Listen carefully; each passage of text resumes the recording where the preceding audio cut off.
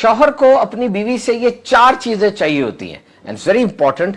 सबसे पहली foremost and most important is respect, इज्जत। अब बीवी की भी इज्जत करनी चाहिए शौहर को, लेकिन अभी हमारा फोकस क्या है कि शौहर को जो इज्जत चाहिए वो थोड़ी डिफरेंट है।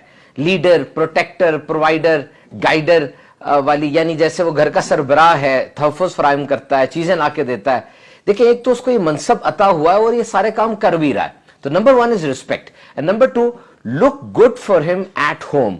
घर में आप सजी सवरी रहें और थोड़ा तैयार होकर रहें। देखिए, ये जरूरी भी है, इसका हुक्म भी है और ये मर्द की कमजोरी भी है। अगर ऐसा किया जाएगा ना तो शादी के शुरू के दिन रिकॉल हो जाते हैं, याद आ जाते हैं। और याद रखिए, तैयार तो हम हो रहे हैं, लेकिन उसका फोकस वो शौहर होना चाहिए। और हाँ, ये जो तैयार होने वाला काम है ना, इसमें एहसान जताने वाला रवैया ना हो कि जी मैं आपके लिए तैयार हुई या इस तरह का। इसको लाइफस्टाइल बना लें, मुस्कुराहट चेहरे पे सजा लें और ये अंदाजे जिंदगी हो कि हम घर में अच्छे लग रहे हैं। हो सकता है कि बाज खवातीन के नजदीक इस चीज की कोई अहमियत ना हो, या जितने काम है उसमें उस लिस्ट में सबसे नीचे काम हो। ऐसा ना कीजिए। This is a very powerful weapon through which you can win your husband's heart. अपने शौहर के दिल को जीत सकती हैं आप अगर इसको एहतियात के साथ और बेहतरीन तरीके से करती चली जाए।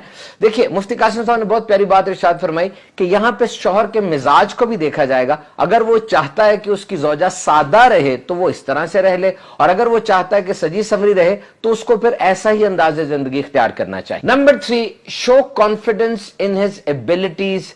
अपने शौहर की हौसला अफजाई करें, ऐसे अल्फाज इस्तेमाल करें जिससे उसे जाहिर हो कि वाकई वो कुछ कर रहा है। Appreciate his efforts, his help, his tiredness. वो जो काम कर रहा है, जो मदद कर रहा है, जो थक के आता है, इस चीज को अप्रिशिएट करें। कभी कभार ये जुमला जरूर कहें कि जी वाकई आपकी मदद ना होती तो शायद मैं ये सब कुछ ना कर पाती। You can pump him up.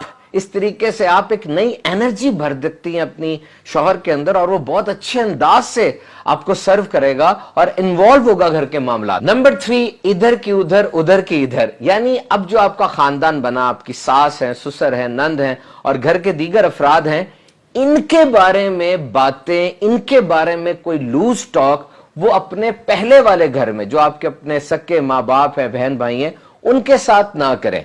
देखिए, ये चीज बहुत ज्यादा खतरनाक होती है। आपका आज रिश्ता बना है, जबकि उनके साथ शौहर का तो बचपन से रिश्ता, उसकी माँ है, उसकी बहन है, उसका भाई है।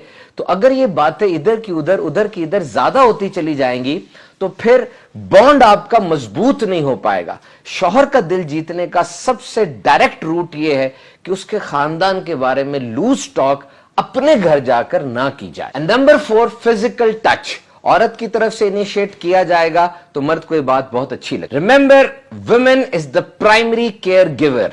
औरत घर में तहफ़्फ़ुज़ देने वाली, ख्याल रखने वाली पहली ये रुकन है घर की, क्योंकि इसके अंदर जो फितरती चीजें हैं ये ख्याल रखती है, अपने आप को हालात में ढाल लेती है, तकलीफ पे सब्र करती है, मिजाज में इसके नरमी होती है, जल्दी मुतासिर हो जाती है। ये चीजें बिल्ट इन है, तो इसीलिए घर के अंदर तहफ़्फ़ुज़ फराहम करना, ख्याल रखना ये औरत की प्राइमरी रिस्पॉन्सिबिलिटी है। बच्चे भी जब घर आते हैं स्कूल कॉलेज से, आते साथ ही अम्मी जी यूं करते हैं, और बस आवाज सुननी होती है, दिल को सुकून आ जाता है। मर्द भी जब आता है अपनी बीवी को देखता है और फिर उसके साथ जो लवाजमात और हाजात होती है उसको भी वो सुकून पहुंचाती है। So remember one thing, your husband is your project.